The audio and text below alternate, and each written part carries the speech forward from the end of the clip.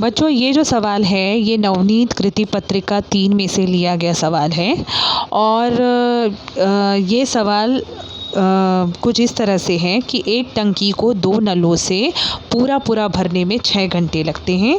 अकेले छोटे नल से टंकी भरने में लगने वाला समय बड़े नल से लगने वाले समय की अपेक्षा 5 घंटे अधिक लगते हैं। ठीक है, छोटे नल से जो समय लगता है ना वो बड़े नल की अपेक्षा 5 घंटा ज़्यादा समय लेता है। कौन? छोटा नल। तो प्रत्येक नल को अकेले टंकी भरने के लिए कितना समय लगेगा, यहाँ पर ये पूछा गया है। जब दोनों नलों से साथ में टंकी भरी जाती है तो 6 घंटे लगते हैं। यदि अकेले अकेले भरा जाता है तो छोटे नल से टंकी को भरने में 5 घंटे ज़्यादा लगते हैं बड़े नल की तुलना में। हमें यहाँ पर बताना है कि जब अकेले अकेले नलों का इस्तेमाल होगा तो टंकी को भरने में कितना समय लगेगा। ठीक है, तो हम सबसे पहले जो चीज़ पूछी गई है उसे ही मानेंगे कि माना अकेले बड़े नल से टंकी को भरने में x घंटा लगता है, क्योंकि बड़े नल को कम समय लगता है टंकी भरने में, तो हम उसका समय मानेंगे x घंटे उसे लगते हैं। क्योंकि छोटे नल को बड़े नल से 5 घंटे ज़्यादा लगते हैं टंकी भरने में, इसीलिए छोटे नल से टंकी को भरने में कितने घंटे लगेंगे? x धन 5। कितने घंटे लगेंगे बच्चों? x धन 5 लगेंगे, क्योंकि प्रश्न में ऐसा बताया गया है कि छोटे नल को 5 घंटे ज़्यादा लग रहे हैं। ठीक है, अब हम आगे बढ़ते हैं। अब बच्चों ये मेन लॉजिक है यहाँ पर कि 1 घंटे में यदि x घंटे में बड़ा नल जो है वो पूरी टंकी को भर दे रहा है, x घंटे में बड़ा नल जो है वो टंकी को पूरी तरह से भर दे रहा है। अब हमें नहीं पता x घंटा कितना घंटा है, 5 घंटे हैं कि 10 घंटे हैं कि 15 घंटे, हमें नहीं पता। ठीक है, लेकिन पूरी टंकी को यदि वो x घंटे में भर रहा है तो 1 घंटे में x, ठीक है, पूरी टंकी को यानी पूरी टंकी यानी एक टंकी है उसको x घंटे में भर रहा है। कौन?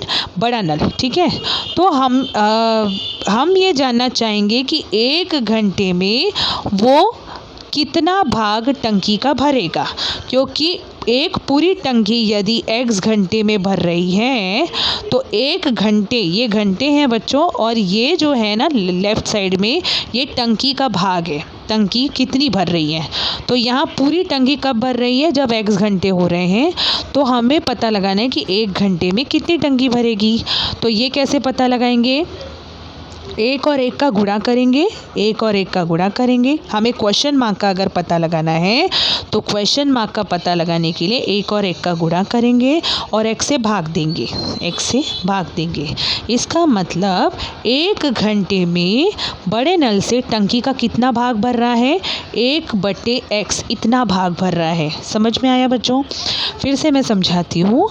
देखिए, मैं एक तरफ लिख रही हूँ टंकी का कितना भाग भर रहा है और एक तरफ लिख रही हूँ समय जो कि घंटे में है।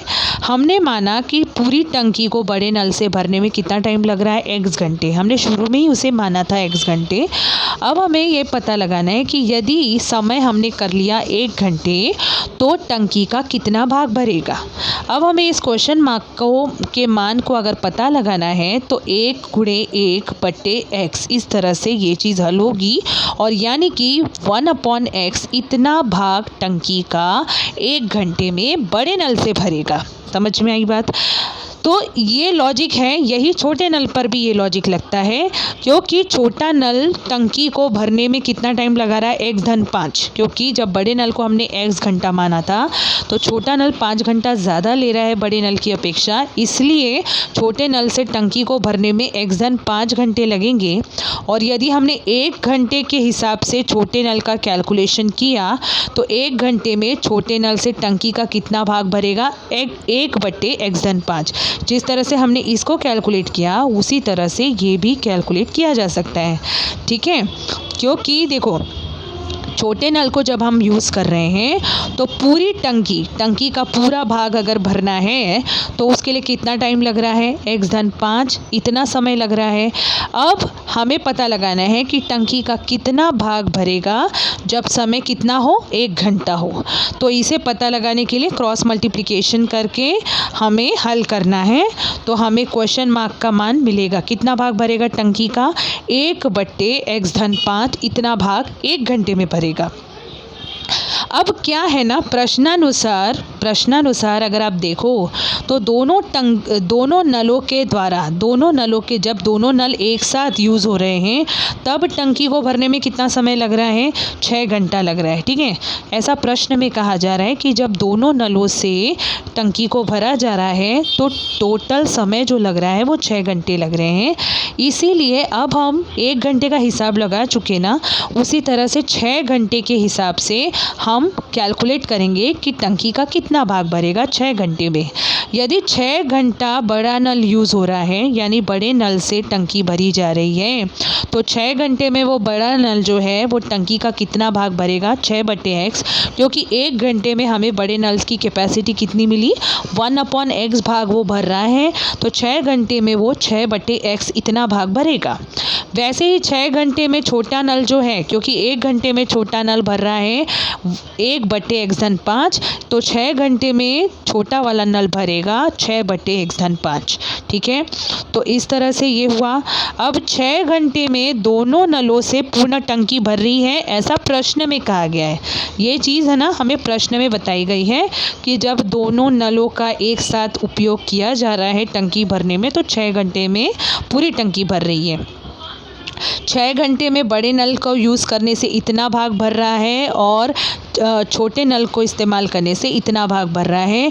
दोनों नलों को साथ में इस्तेमाल करने से ये भाग और ये भाग मिला के पूरी टंकी हो जा रही है, भर जा रही है, पूरी टंकी भर जा रही है। ठीक है ना, 6 घंटे में बड़े नल की कैपेसिटी इतने भाग भरने की है, छोटे नल की कैपेसिटी इतना भाग भरने की है, यानी कि तब जाके हमारी टंकी पूरी भर रही है ना, तो पूरी भरने का मतलब वो 1 के समान होगी।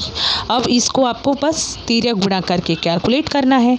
कैसे करोगे, 6 का गुणा x-5 के साथ और इस 6 का गुणा x के साथ, और नीचे फिर हरों का भी गुणा होगा, x और x-5 का गुणा।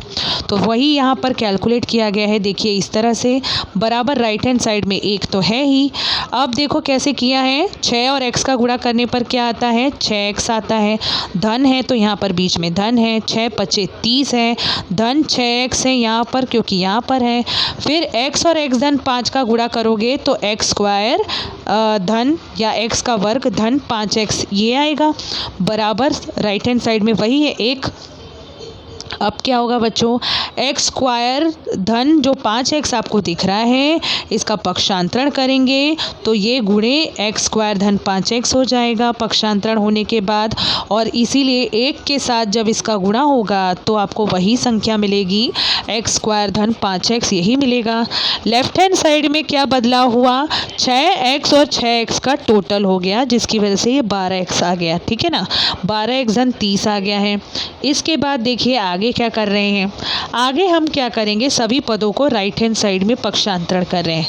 जैसे कि 12x का पक्षांतरण राइट हैंड साइड में हुआ, यानी कि तब वो क्या बनकर जाएगा, ऋण 12x बनकर जाएगा। धन 30 का पक्षांतरण होने पर वो ऋण 30 बन रहा है, दिख रहा है आपको। ये क्या है, x² ऊपर से आ रहा है, 5x भी ऊपर से आ रहा है, और ये दोनों कैसे आ रहे हैं, पक्षांतरण होने से आ रहे हैं। अब आप कहोगे कि इनको इधर बीच बीच में क्यों लिखा है, क्योंकि मुझे इन्हें चरांक 5x के साथ 12x को लाना था और संख्या जो है वो अंत में रखनी थी, इसीलिए इनको 12x को मैंने बीच में रखा है। अब ऋण 12x और धन 5x आपको मालूम है ऋण 7x होता है ना। और अगर अभी भी साइन का कन्फ्यूजन है तो अलग से आके पूछिएगा ज़रूर। ऋण 12x धन 5x कितना होता है, ऋण 7x होता है, और यहाँ पर ऋण 30 है, फिर ये x² है, बराबर। अब इसको मैंने इस समीकरण को इस तरह से लिख लिया है, लिखा जा सकता है। अगर 0 बराबर यह x² ऋण 7x ऋण 30 है तो x² ऋण 7x ऋण 30 बराबर 0, इस तरह से लिखा जा सकता है। अब इसको गुणनखंड विधि से हल करना है। गुणनखंड गुणन विधि से हल करते समय आपको पता है ना क्या करना होता है, आपको पहली संख्या और तीसरी संख्या का गुणा करना होता है। पहली संख्या कौन है बच्चों, यहाँ पर 1 है, और तीसरी संख्या कौन है, ऋण 30। तो जब इन दोनों का आप गुणा करेंगे तो आपको मिलेगा ऋण 30। ठीक है, अब बीच की संख्या कौन है यहाँ पर, ऋण 7, तो ऋण 7। अब आपको ऐसी दो संख्याओं का चुनाव करना है जिनका गुणनफल आए ऋण 30 और योगफल या घटाना करने पर आए ऋण 7। तो वो संख्या कौन है, ऋण 10 और धन 3। जब आप इन दोनों का गुणा करोगे तो आपको ऋण 30 मिलता है, और जब आप इनका योग करते हो तो आपको ऋण 7 मिलता है। इसीलिए वो दो संख्याएं जो हमें प्राप्त हुई हैं वो है ऋण 10 और धन 3।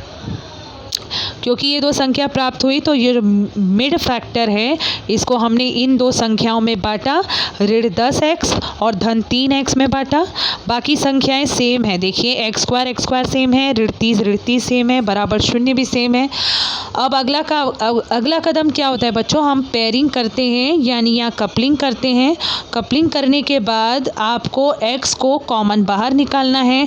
कोष्ठक के अंदर यहाँ बच रहा है x ऋण 10, वही हाल यहाँ भी है, 3 कॉमन निकल रहा है, क्योंकि धन 3 कॉमन निकल रहा है, तो अंदर ये x जो है ये बच रहा है, ऋण है तो ऋण बच रहा है, और 3 दहा में 30 होता है, इसलिए 10 अंदर बच रहा है। ठीक है, अब आगे आपको पता है क्या करना है, दो कोष्ठक तैयार हो रहे हैं, एक x ऋण 10 का और एक बाहरी संख्याओं का यानी x धन 3 का। अब क्या करेंगे, x ऋण 10 बराबर 0 हो जाएगा, x ऋण 10 बराबर 0 या x धन 3 बराबर 0, इस तरह से हो जाएगा। x का जब आप मान निकालेंगे ऋण 10 का पक्षांतरण करके तो धन 10 बन गया, और धन 3 का पक्षांतरण करेंगे तो ऋण 3 हो जाएगा। क्योंकि आपको पता है हमने बड़े नल के द्वारा टंकी भरने के समय को हमने क्या माना था बच्चों, x माना था, हमने समय को x माना था। और आपको पता है समय ऋणात्मक नहीं होता, यानी नेगेटिव नंबर समय नहीं होता। -3 घंटा, -2 घंटा हम ऐसे कभी काउंट नहीं करते समय को ना, तो इसीलिए समय ऋणात्मक नहीं होने की वजह से x जो है वो ऋण 3 के बराबर नहीं हो सकता। इसीलिए देखिए बराबर को ऐसे काटा गया है, यानी x बराबर कितना होगा बच्चों, 10 घंटा होगा। तो बड़े नल से टंकी को भरने में हमने समय माना था x, तो ये बड़े नल से जब टंकी भरी जाएगी, अकेले बड़े नल से भरी जाएगी, तो कितना समय लगेगा बच्चों, 10 घंटा लगेगा। और यदि अकेले छोटे नल से टंकी को भरा जा रहा है तो 5 घंटा ज़्यादा लगता है, यानी x धन 5 यानी 10 धन 5 यानी 15 घंटे लगेंगे। इस तरह से हमने दोनों नलों के द्वारा, प्रत्येक नल के द्वारा अलग अलग भरे जाने पर टंकी को भरने पर कितना समय लगेगा ये कैलकुलेट किया। बड़े नल से टंकी भरने में 10 घंटे लगेंगे और छोटे नल से टंकी को भरने में 15 घंटे लगेंगे। समझ में आया ना बच्चों? तो इस तरह से इस सवाल को हल करना है।